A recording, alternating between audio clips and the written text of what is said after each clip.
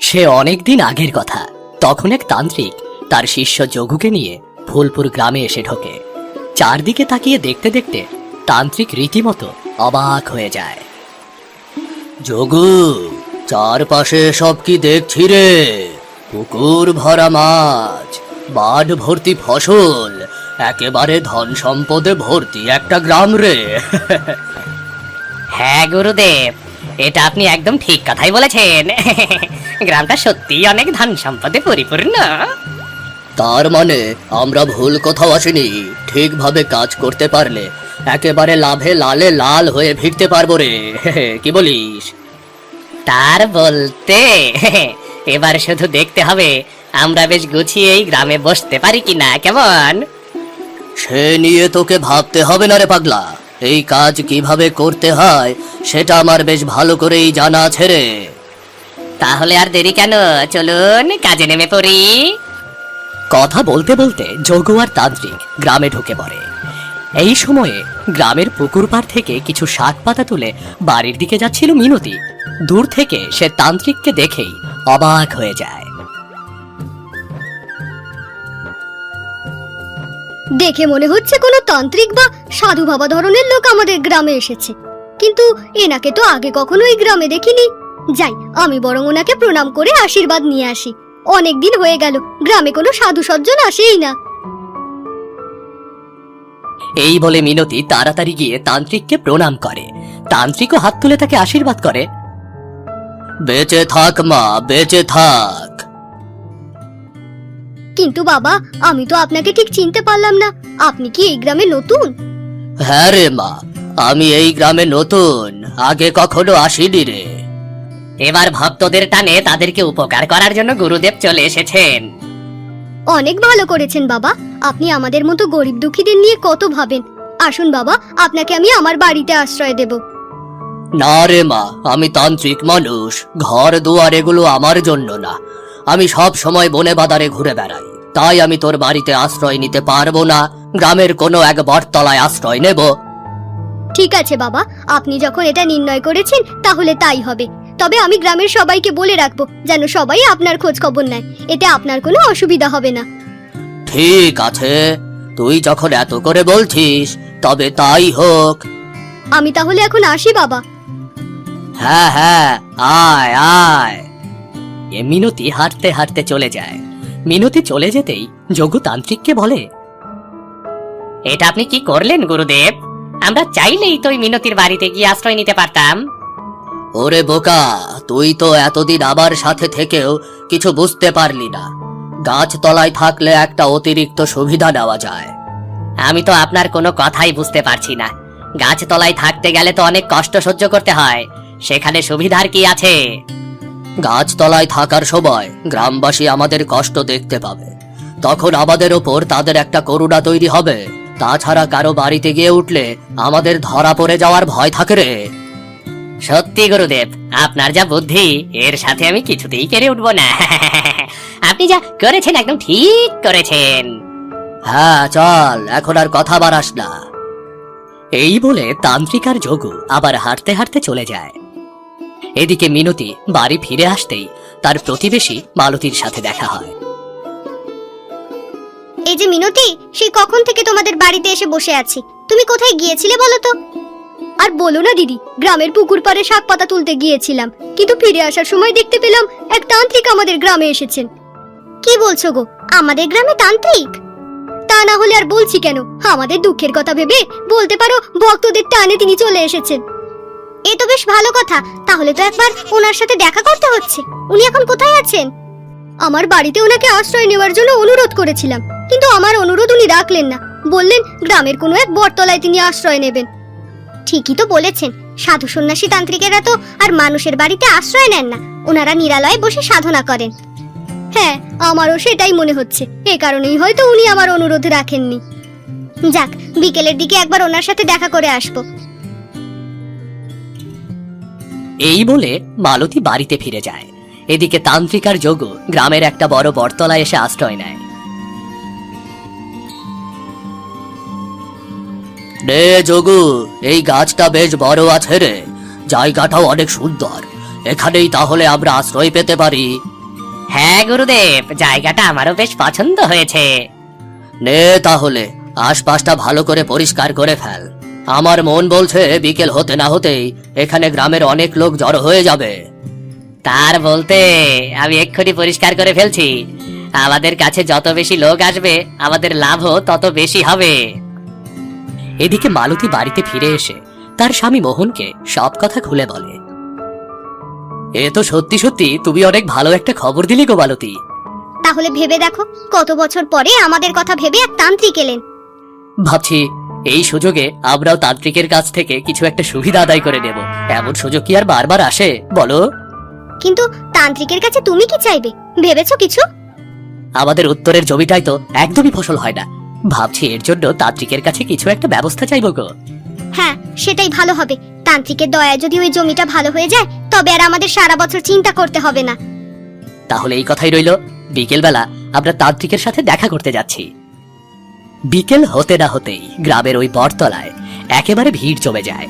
তান্ত্রিক বেশ ভক্তি সহকারে আসন পেতে বসে আছেন, কিন্তু তার শিষ্য সেই যোগুকে কোথাও দেখা যাচ্ছে না।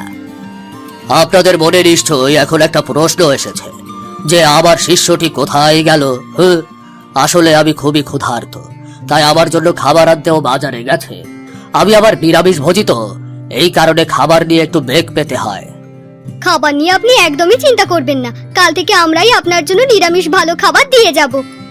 তোরা আবার এত খেয়াল রাখতে শুরু করছিস না? আহা, আমি কি করে না করি বল। হে তান্ত্রিক মহাশয়, আমরা আপনার কাছে একটা প্রার্থনা করতে এসেছি। দয়া করে যদি আপনি আমাদের বিপদ থেকে উদ্ধার করতেন। তোরা কি এমন বিপদে পড়েছিস, নির্ভয়ে বল আমাদের। আসলে উত্তরে আমাদের একটা জমি আছে, কিন্তু জমিটা বড্ড পাথুরে, ওখানে কোনো ফসল হয় না। আপনি যদি কিছু একটা ব্যবস্থা করে দিতেন, যাতে করে এই জমিটায় আমি আবার ভালো ফসল ফলাতে পারতাম। এ আর এমন কি রে, এ আর এমন কি? তোরা সবাই চোখ বন্ধ কর, আমি এক্ষুনি এর একটা ব্যবস্থা করে দিচ্ছি। তান্ত্রিকের কথা মতো তার সামনে উপস্থিত সবাই চোখ বন্ধ করে, আর ঠিক তখনই ওই বটগাছের ওপর থেকে টুক করে একটা ফুল তান্ত্রিকের হাতে পড়ে। এবার চোখ খুলে দেখ, সৃষ্টিকর্তা তোদের ওপর দয়া করে কি জিনিস আমার হাতে দিয়েছেন দেখ।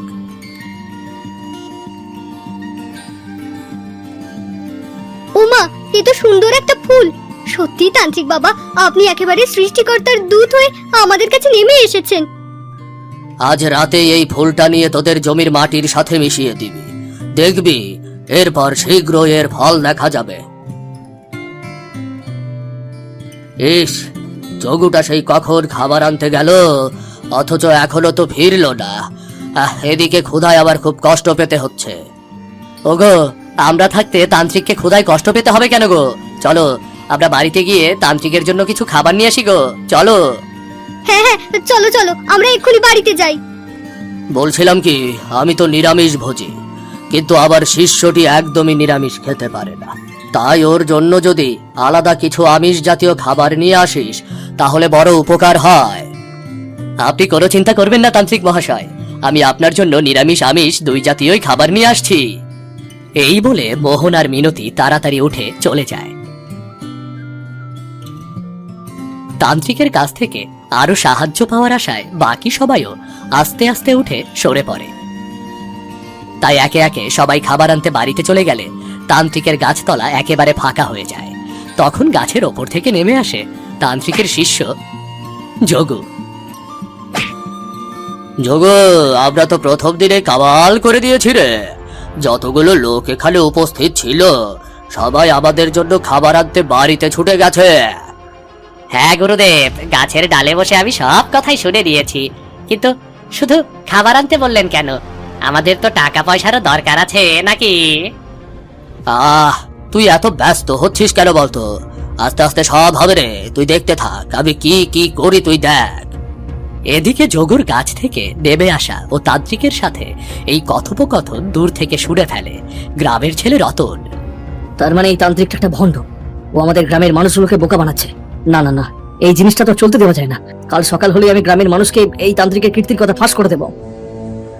শোন যোগু, আমরা যে সাথে করে যে মহাশক্তিশালী সারটা নিয়ে এসেছি, ওটা ওই মোহনের জমির মাটিতে আজকে রাতেই ছড়িয়ে দিয়ে আসবি, কেমন? যাতে কাল সকাল হলেই আমার দেয়া ফুলের ক্ষমতা ওই মোহন বুঝতে পারে। আপনি কোনো চিন্তা করবেন না গুরুদেব, আমি আজকেই কাজ শেষ করে আসব।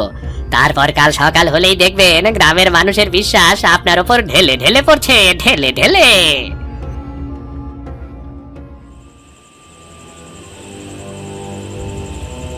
সেদিন রাতেই যোগু মোহনের জমিতে গিয়ে তার কাছে থাকা মহাশক্তিশালী সার ছিটিয়ে দেয়। পরদিন সকাল হতেই প্রতিদিনের মতো মোহন জমিতে আসে। কালকে তান্ত্রিকের কথা মতো তার দেওয়া ফুলটাকে জমির মাটিতে পুঁতে রেখে গিয়েছিলাম। জমিটার সত্যি কোনো পরিবর্তন হয়েছে কিনা সেটা তো দেখতে হচ্ছে আমার।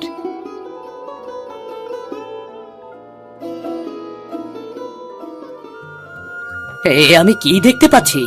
এ তো নিজের চোখকে বিশ্বাস করা যাচ্ছে না। জমির সব পাথর গলে একেবারে মাটি হয়ে গেছে। তার মানে ওই তান্ত্রিক যেমনটা বলেছিলেন ঠিক তেমনটাই হয়েছে। আবার জমিটা একেবারে ভালো হয়ে গিয়েছে। ঠিক এই সময় মোহনের জমির পাশে এসে দাঁড়ায় রতন।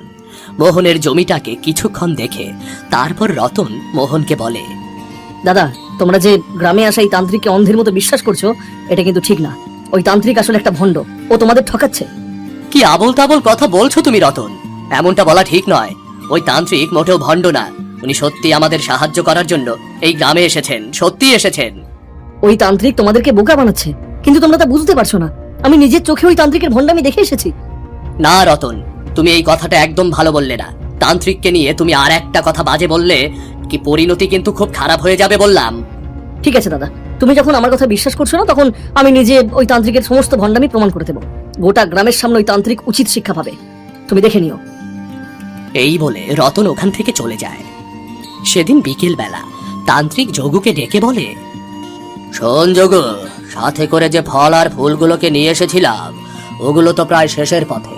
বেলা থাকতে থাকতে তুই বাজারে গিয়ে কিছু ফুল আর ফল কিনে নিয়ে আয়। সাবধান, কেউ আবার দেখে না ফেলে যেন। ঠিক আছে গুরুদেব, আপনি কোনো চিন্তা করবেন না। আমি এমন ভাবে কাজটা করে ফেলবো না যে একটা কাক পক্ষীও টের পাবে না। আচ্ছা, তাহলে আর দেরি করিস না। আমি সবাইকে সন্ধ্যার পর আসতে বলেছি, তুই এর ভেতরে কাজটা সেরে ফেল।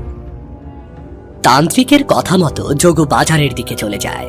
এদিকে রতন বাজারে যাওয়ার পথে একটা ছোপের আড়ালের আগে থেকেই ওত পেতে বসেছিল। যোগু যেই ওই পথে হেঁটে যাচ্ছিল, অমনি রতন পেছন থেকে তার মাথায় একটা শুকনো কাঠ দিয়ে আঘাত করে। অমনি যোগু অজ্ঞান হয়ে মাটিতে পড়ে যায়। আপাতত আমার অর্ধেক কাজ শেষ।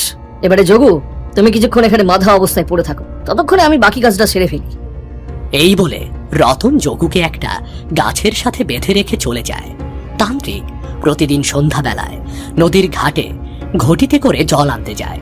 এই সুযোগে রতন ওই বট গাছের ওপর উঠে পড়ে। কিছুক্ষণ পরে তান্ত্রিক ফিরে আসে। এদিকে এক এক করে লোকেরা এসে বটতলায় ভিড় জমাতে শুরু করে। হতভাগা যোগুটাকে সেই কখন বাজারে পাঠালাম, অথচ এখনো তো ফিরে আসার নামগন্ধ নেই। জানি না আজকে আমাকে কোন বিপদে ফেলে। লোকজন তো আসতে শুরু করে দিয়েছে। গুরুদেব, আপনি তো আমাদেরকে সন্ধ্যাবেলা আসতে বলেছিলেন, তাই আমরা সন্ধ্যাবেলা এসেছি।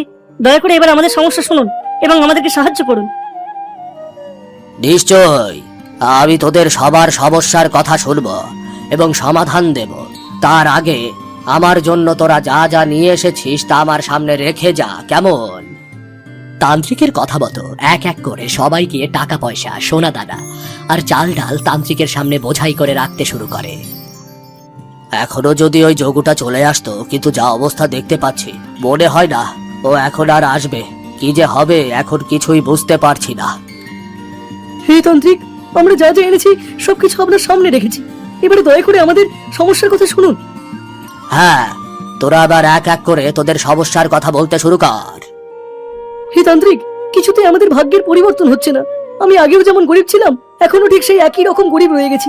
দয়া করে আমাদের জন্য কিছু করুন। কোনো চিন্তা করিস না, সৃষ্টিকর্তা তোকে সাহায্য করবেন। দেখি সৃষ্টিকর্তা তোকে আশীর্বাদ স্বরূপ কিছু একটা দেয় কিনা। এই বলে তো তান্ত্রিক চোখ বন্ধ করে সামনের দিকে হাত বাড়ায়। ঠিক এই সময়ে বটগাছের ওপর থেকে একটা বলতার বাসা এসে তার হাতে পড়ে। সাথে সাথে ঝাঁকে ঝাঁকে বলতা তান্ত্রিককে কামড়াতে শুরু করে। ওরে বাবা গো, মরে গেলাম গো। এই ভাই, বলতা বলতা তো আমাকে কামড়ে মেরে ফেললো গো। কে আছিস? আমাকে বাঁচা রে, বাঁচা বাঁচা। তোকে বাঁচাবো তো ঠিকই, তার আগে তোর ভণ্ডামির কথা গ্রামের সবার কাছে খুলে বল, তা না হলে এই বলতার দল তোকে কামড়ে মেরে ফেলবে। সব দোষ আমার, আমি কোনো তান্ত্রিক না, আমি লোক ঠকিয়ে খাই। এই গ্রামে এসেও আমি সবাইকে ঠকিয়েছি। বলো তাহলে এবার সবাই, এই লোকটাকে কি ক্ষমা করা উচিত? এই ভণ্ড তান্ত্রিক আমাদের গ্রামের সবাইকে ঠকিয়েছে। না না না, এই লোকটাকে আরো শাস্তি দেওয়া হোক, এর কোনো ক্ষমা নেই। ও আমাদেরকে বোকা বানিয়েছে, ওকে উচিত শিক্ষা দেওয়া হোক। হ্যাঁ হ্যাঁ, উচিত শিক্ষা দেওয়া হোক, ওর শিষ্যটিকে উচিত শিক্ষা দেওয়া হোক। ওর শিষ্য যোগুকে আমি আগে থেকেই রাস্তার পাশে একটা গাছের সাথে বেঁধে রেখে এসেছি। এবারে যা করার তা গ্রামবাসীরাই করে নি। এই তান্ত্রিকের ভণ্ডামি প্রমাণ করার কথা ছিল, আমি তা করে দিয়েছি। এদিকে কেউ তান্ত্রিককে বাঁচানোর জন্য এগিয়ে এলো না। বলতার কামড় খেয়ে সে ছুটতে ছুটতে ওই গ্রাম থেকে তান্ত্রিক চিরতরে পালিয়ে যায়। এরপর আর কোনোদিন তাকে এই গ্রামের ত্রিসীমানায় দেখা যায়নি। তারপর থেকে গ্রামবাসী সুখে শান্তিতে বসবাস করতে থাকে।